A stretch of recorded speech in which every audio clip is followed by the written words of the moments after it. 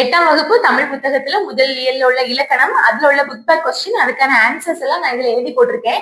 இந்த ஆன்சரை வச்சு கொஸ்டின் உங்களால கெஸ் பண்ண முடியுதா அப்படின்னு பாருங்க. நானும் சொல்றேன் சரியா. ஃபர்ஸ்ட் கொஸ்டினுக்கு ஆன்சர் வந்து ஊ ஊ. அப்ப கொஸ்டின் என்னவா இருக்கும்? ஊ ஊ இதழ்களை குவிப்பதால் பிறக்கும் எழுத்து எது அப்படின்னு கேட்டிருக்காங்க. ஊ ஊ. அடுத்து பாருங்க, தலை. தலை வந்து ஆன்சர் அப்படின்னா என்ன கொஸ்டினா இருக்கும்? ஆயுத எழுத்து எங்க பிறக்கிறது? தலை.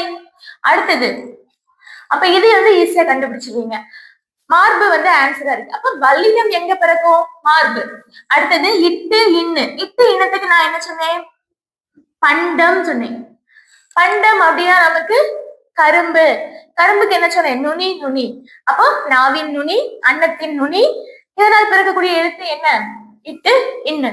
அடுத்தது இவ்வு. இதுக்கு என்ன கொஸ்டின் கேட்டிருப்பாங்க? இவ்வுக்கு வந்து கவ்வி சொன்னேன். பல்ல வச்சும் கவலாம், உதட வச்சும் கவலாம். அப்ப மேல்வாய்ப்பல் கீழ்கடு இது வந்து சேரக்கூடியதால பிறக்கக்கூடிய எழுத்து என்ன? இதான் அடுத்த கேள்வி. அதுக்கு வந்து இவ்வு ஆன்சர். அடுத்து வந்து இது பொறுத்துகையில கொடுத்திருப்பாங்க.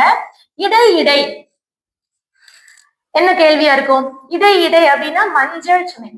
அப்போ இச்சு இஞ்சு பிறக்கக்கூடிய எழுத்து இடம் வந்து இடை இடை. இதை வச்சு நம்ம கண்டுபிடிக்கலாம். நுனி அடி. நுனி அடிக்கு நான் சந்தனம் சொன்னேன். நுனி பகுதியும் பயன்படும், அடிப்பகுதியும் பயன்படும். அப்ப சந்தனத்துல என்ன எழுத்தெல்லாம் வருது? மெய் எழுத்துக்கள். இத்து இந்து. இப்ப இதை வந்து நம்ம இந்த வார்த்தைகளை வச்சு மேட்ச் பண்ணணும். அடுத்து முதல் அடி. நம்ம தை மாதம் முதல் அடியே பொங்கல் வைக்கிறதுக்காக வைக்கிறோம். பொங்கல் அந்த வார்த்தையில என்ன எழுத்து வருது? இக்கு இங்கு.